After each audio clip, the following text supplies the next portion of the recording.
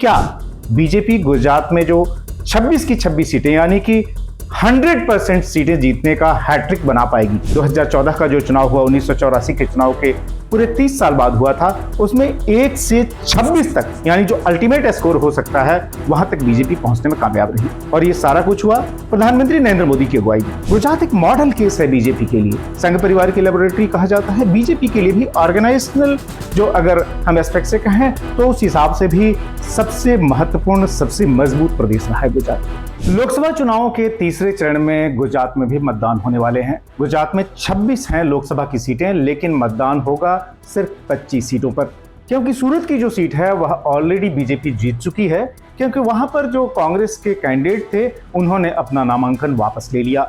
गुजरात के इतिहास में खासतौर पर अगर बीजेपी के हिसाब से बात करें तो पिछले 2 ओकेजन पर, चाहे वो 2014 के लोकसभा चुनाव रहे हों, चाहे 2019 के लोकसभा चुनाव, बीजेपी गुजरात में 26 की 26 लोकसभा सीटें जीतने में कामयाब रही।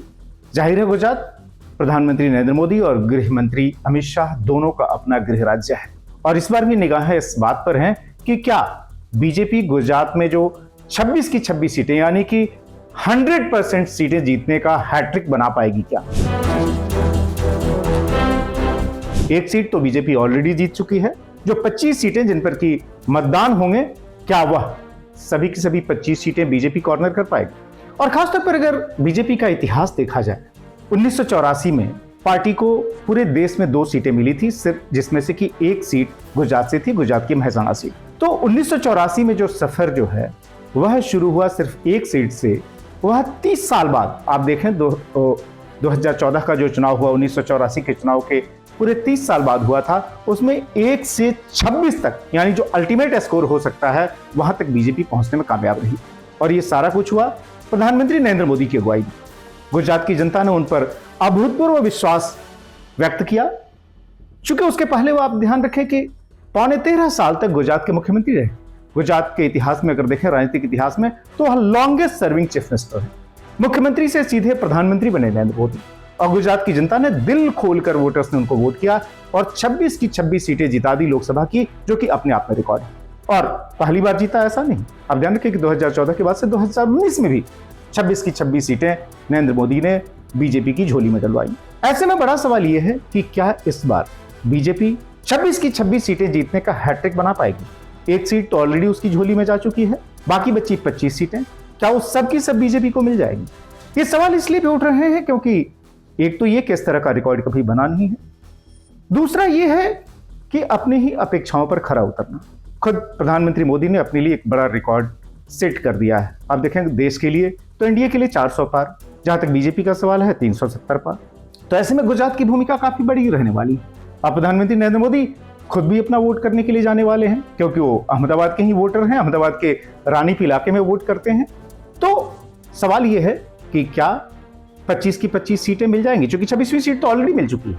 और बीजेपी की हिस्ट्री को देखें और बीजेपी के संगठन को देखें, चूंकि गुजरात एक मॉडल केस है बीजेपी के लिए, संघ परिवार की लेबोरेटरी कहा जाता है। बीजेपी के लिए भी ऑर्गेनाइजेशनल जो अगर हम एस्पेक्ट से कहें तो उस हिसाब से भी सबसे महत्वपूर्ण, सबसे मजबूत प्रदेश रहा है गुजरात, जहां पर कि 1995 से आप ध्यान रखें कि विधानसभा चुनाव में बीजेपी लगातार मैंडेट ले रही है। 1995, 98, 2002, 2007, 2012, 17, 22 और 22 में तो ऑल टाइम रिकॉर्ड बन गया।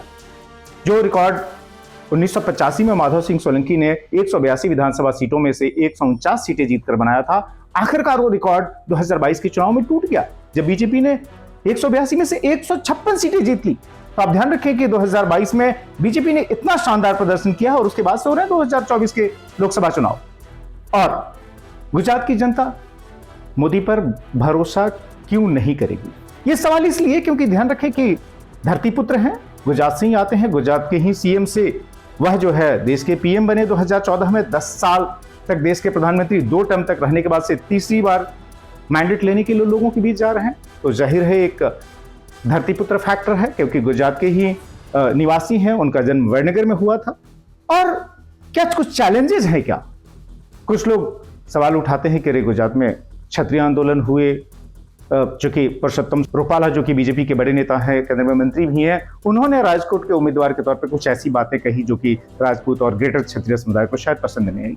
जगह जगह प्रदर्शन भी हुए, लेकिन क्या वो प्रदर्शन मोदी के खिलाफ वोटिंग में कन्वर्ट होगा, बीजेपी के खिलाफ वोटिंग में कन्वर्ट होगा? अगर आप इतिहास देखें और खासतौर पे मोदी का खुद का जो कनेक्ट है क्षत्रिय कम्युनिटी के साथ, वो बड़ा जबरदस्त रहा है। इसका हाल में भी उदाहरण देखने में को मिला जब मोदी जामनगर की यात्रा पर गए। वहां पर एक समय जो जामनगर रियासत हुआ करती थी, उसके जो भी करंट वारिस हैं, जिनको आज भी जाम साहब ही कहा जाता है, शत्रुशल्य जी, उनसे मिलने के लिए गए और शत्रुशल्य जी ने उनको जमकर आशीर्वाद दिया। यहां तक कि उनके समर्थन में उन्होंने चिट्ठी भी लिखी थी जब ये एजिटेशन शुरू हुए थे। कहा था कि नरेंद्र मोदी शानदार काम कर रहे हैं और उनके हाथ मजबूत करने चाहिए। छोटी मोटी अगर किसी के जुबान से अटरेंसेस निकल भी गई, जाहिर है परसोत्तम रूपाला की तरफ उनका इशारा था, तो उसके लिए जो है नरेंद्र मोदी को कोई सजा नहीं दी जा सकती, बीजेपी के खिलाफ वोट नहीं किया जा सकता। यही नहीं, अगर आप राज्य में जो अगर मोटे तौर पर अगर क्षत्रिय कम्युनिटी का अगर वोट का इक्वेशन देखें तो पिछले तमाम विधानसभा चुनाव में एक समय में वो हुआ करता था जब माधव सिंह सोलंकी ने खाम का इक्वेशन क्रिएट किया था, जब उन्होंने क्षत्रिय, हरिजन, आदिवासी, मुस्लिम को जोड़ा था। लेकिन 1985 के बाद से, जो 1985 में ये एक्सपेरिमेंट उनका रहा, उसके बाद से ही फिर वो एक्सपेरिमेंट टूटना शुरू हो गया और 1990 ऑनवर्ड्स अगर आप देखें, और खासतौर पे जब नरेंद्र मोदी गुजरात के मुख्यमंत्री बने 2001 में, उसके बाद से वो पूरी तरीके से इस कम्युनिटी को, जो लार्जर क्षत्रिय कम्युनिटी है, उसके अपने फोल्ड में लेके आ गए। और इसी का नतीजा ये रहा कि जब चुनाव हुए 2022 के जो लास्ट चुनाव है, तो चूंकि अक्रॉस द कम्युनिटी वोटिंग हुई, इसलिए जाकर जो है 182 में से 156 सीटें मिली। और वही वो मैसिव समर्थन आपको दिखाई दिया जब 2014 के चुनाव हुए, 2019 के चुनाव हुए, 26 की 26 सीटें। जाहिर है अगर सभी कम्युनिटीज जो है अगर वोट करेंगी तभी इस तरह के रिजल्ट्स आते हैं। और उनका अपना जहां तक पर्सनल कनेक्ट का सवाल है, शानदार है। आप ध्यान रखें कि जितने भी बड़े क्षत्रिय लीडर्स हैं, कम्युनिटी इवेंट्स हैं, जो प्रिंसली फैमिलीज हैं जिन पर की गई टिप्पणी को लेकर जो है, जो परसोत्तम रूपाला ने टिप्पणी शुरू की थी, उसको लेकर ही विवाद हुआ। उन प्रिंसली स्टेट्स के साथ तमाम महाराजाओं के वो आप ध्यान रखें कि बड़े ही फैन रहे हैं। जब 2014 में वह खुद पहली बार नामांकन करने के लिए गए, जब उन्होंने बड़ौदा और वाराणसी दोनों जगह से चुनाव लड़ा था, हालांकि बड़ोदरा में जीत हासिल करने के बाद उन्होंने वाराणसी के फेवर में उसको छोड़ दिया था, तो नामांकन के वक्त बड़ोदरा में उन्होंने बड़ौदा के जो बड़े प्रतापी शासक थे सयाजी राव गायकवाड़ थर्ड, उनका जिक्र किया था कि शासक हो तो ऐसा, क्योंकि खुद एक समय जो उनका अपना बर्थ प्लेस है वडनगर नरेंद्र मोदी का, वह भी जो है सयाजी राव गायकवाड़ की जो रियासत थी उसके अंदर आता था और बड़े ही रिफॉर्मिस्ट किस्म के किंग थे, शासक रहे थे सयाजी राव गायकवाड़ थर्ड, जिससे कि लोग प्रेरणा लेते हैं। यहाँ तक कि उनकी किताब शासन सूत्र का जिक्र किया था नरेंद्र मोदी ने नामांकन के बाद। यही नहीं, आप देखिए जितने भी बड़े आइकन रहे जिससे कि कहीं ना कहीं क्षत्रिय अस्मिता जुड़ी हुई हो, चाहे सोमनाथ हो, चाहे अंबाजी हो, चाहे पावागढ़ हो, इन सब का जो है एक तरह से कह सकते हैं जीर्णोद्धार, पुनरुत्थान, वहां पर जबरदस्त massive development work Narendra Modi के टाइम में हुआ, जब वो चाहे गुजरात के मुख्यमंत्री थे या फिर अब देश के प्रधानमंत्री हैं। तो कम्युनिटी के तौर पर अगर आप देखा जाए तो इस कम्युनिटी का नरेंद्र मोदी से कोई विरोध नहीं है।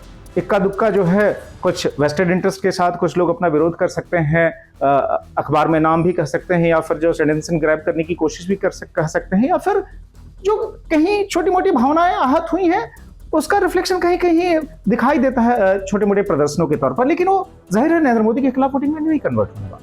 तो इसलिए जो है ज्यादातर लोगों का ये आकलन है कि एक बार फिर से बीजेपी गुजरात में हैट्रिक बनाने की तरफ जा सकती है। और ये जो जर्नी है आप देखिए ना, 1984 में जो शुरू हुई थी एक सीट के तौर पर, लोकसभा की एक सीट जीती थी महसाणा की बीजेपी ने, वहां से जो है 2014, 2019, 26 की 26 सीटें जो है बीजेपी ने जीती है नरेंद्र मोदी की अगुवाई में।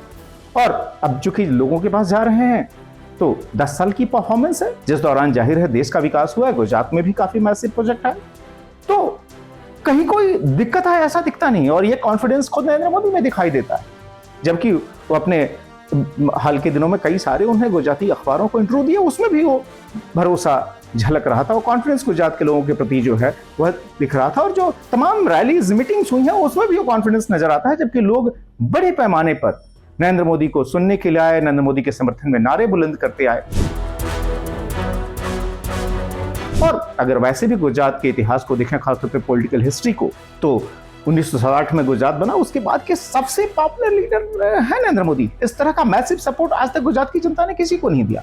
जो तमाम मेजर कम्युनिटीज हैं, चाहे आप आदिवासियों को देखें, चाहे दलित को देखें, ओबीसी को देखें, जो पटेल कम्युनिटी देखें जो कि सबसे इन्फ्लुएंशियल कम्युनिटी है, या फिर सवर्ण जातियां जो है वहाँ की, चाहे आप क्षत्रिय हो ब्राह्मण हो, इन सबका एक तरह से कह सकते हैं सपोर्ट रहा है। और इसी के जरिए मोदी ने इतनी पॉपुलैरिटी जो है उस सपोर्ट के आधार पर गेन की, जो कि वोट में कन्वर्ट हुई, और वो एक के बाद एक अपनी अगुवाई में लगातार 3 चुनाव उन्होंने विधानसभा के जितवाए। उसके पहले बीजेपी के संगठन महामंत्री के तौर पर राज्य में उन्होंने 1995 में बीजेपी की अपनी मैसिव मैंडेट की पहली सरकार बनवाई, अपने बूते की सरकार बनवाई, फिर 1998 में चुनाव जिताया।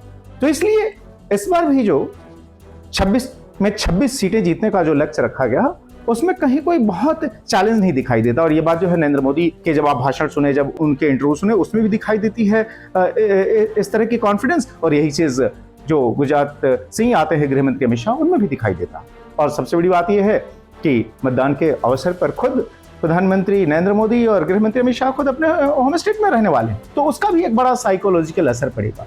और एक बड़ी इंटरेस्टिंग चीज मैं बता दूं कि जहां तक गुजरात के इतिहास का सवाल है, और खासतौर पर बीजेपी संगठन का सवाल है, इस संगठन को खड़ा करने में खुद क्षत्रिय कम्युनिटी के लोगों की बहुत बड़ी भूमिका रही है। एक तरह से कह सकते हैं जो शुरुआती अध्यक्षों में से एक रहे हरि सिंह जी गोहिल ने सौराष्ट्र के इलाके में जो उस समय जो जनसंघ होता था, जनसंघ जिसका कि बाद का रूप बीजेपी है, चूंकि जनसंघ का बाद का अवतार 1980 में बीजेपी के तौर पे फॉर्म हुई, उसको खड़ा करने में सबसे बड़ा रोल उन्होंने पैदा किया था। इसी तरीके से बलभद्र सिंह राणा एक बहुत बड़े नाम थे, जिन्होंने कि सुरेंद्रनगर भावनगर के इलाके में संगठन का विस्तार किया। नटवर सिंह वाघेला रहे एक बहुत प्रमुख संघ के प्रचारक, जिन्होंने कि जनसंघ की जड़ें जमाने में भी काफी काम किया। तो उस कम्युनिटी से दूसरे जो तमाम कम्युनिटी से, इन सभी लोगों की कंबाइंड फोर्स थी, जिसके जरिए जो है पहले जनसंघ की जड़ें गुजरात में मजबूत हुई, और फिर 1980 में जब बीजेपी की नींव पड़ी, उसने 1984 ऑनवर्ड्स लगातार अपने को इतना मजबूत किया कि 1995 के बाद से गुजरात बीजेपी का अभेद्य किला बन चुका है। और अगर 2014 लोकसभा चुनाव की बात करें, तो उसके बाद से 2014-2019 विपक्ष को एक भी सीट जीतने में कामयाबी नहीं मिली, और 2024 में वोटिंग नहीं हुई, उसके पहले ही एक सीट ऑलरेडी सूरत के उसके पाले में आ चुकी है।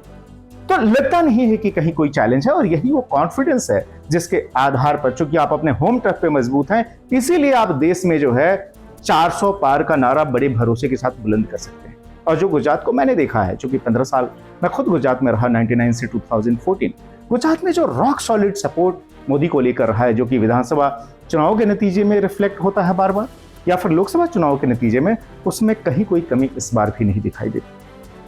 जाहिर है इस तरह की सियासी पृष्ठभूमि के बीच मतदान होने जा रहा है।